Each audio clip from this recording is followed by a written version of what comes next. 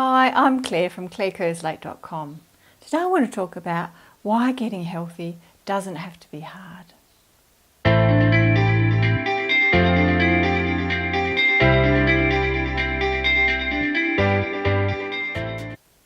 The other day I walked into the tea room and someone made the comment, why is everything that's so nice so bad for you? And we had a bit of a chuckle, but there's a bit of a serious side to that really, and sometimes that can be the way many of my clients think. One of the problems is that the companies have spent literally millions of dollars making their products high in fat, sugar and salt so that we crave them. And somewhere along the way we've lost sight of the fact that food is a fuel for our body. It's meant to nurture and nourish our body. So we tend to crave these processed foods, the bickies and the cakes and the chocolate and the chips. And we've somehow lost sight of the beautiful sweetness of an apple or a piece of fruit, the beautiful crunch of a fresh salad. We've somehow lost that. So it's not about having the perfect diet. And many of my clients think that. They think it has to be perfect, but it doesn't.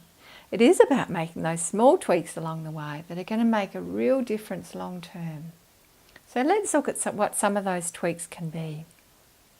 The first thing that might help is keeping a food diary. It can be a really useful tool. Because what happens, we just forget what we eat. We don't mean to, it just happens.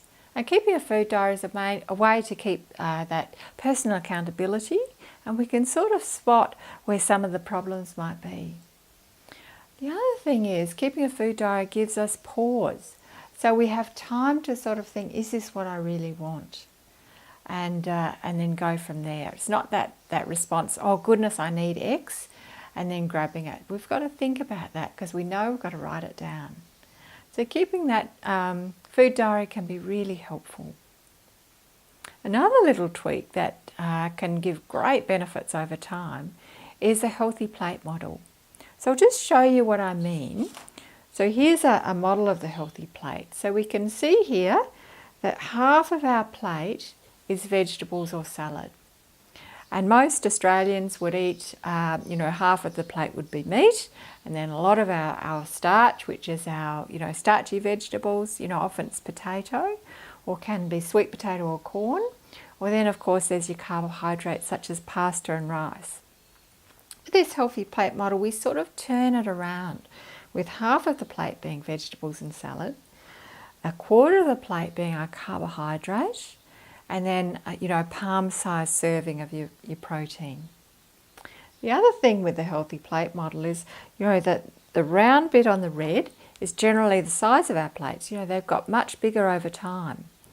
But you can see the white is really what, if we can, go to a smaller plate size. And that will feel just as full, but in fact our calories will reduce over time as well. So the healthy plate model can be a really, really good thing to switch to. Now it might well be that that's just too far of a switch, in which case you would work towards that over time. Some of my clients have quite a lot of processed foods in their diet, and many health professionals will just say, look, just cut them out. But in fact I think for some people that's too big of a change. And then in that case, if that's you would look at cutting out one or two things over time. And then the beautiful thing is, when we're creating healthy habits in our lives, that those healthy changes will build on each other. Let's look at exercise now. Once again, you hear, you must exercise 30 or 60 minutes a day.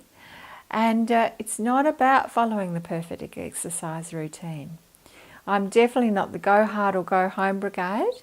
It is, once again, those small changes, starting small and building on it from there. One of the best things you can do is get yourself a pedometer. And they range from just a couple of dollars to much more expensive. I'm a lucky girl. My husband got me a Fitbit Flex for my birthday. So I'm having lots of fun with that. But in fact, a $2 pedometer can be really useful. We know that we're 27% more active just wearing a pedometer. So once again, that's thinking our bodies are meant to move. How can you incorporate that movement into your life? So there you have it. A few little ways that being healthy doesn't have to be hard. It's not about the perfect diet. It's not about exercising Biggest Loser style. but it is about making those small changes over time. I'd love to hear from you in the comments. Have you made those small changes, started to make those small changes?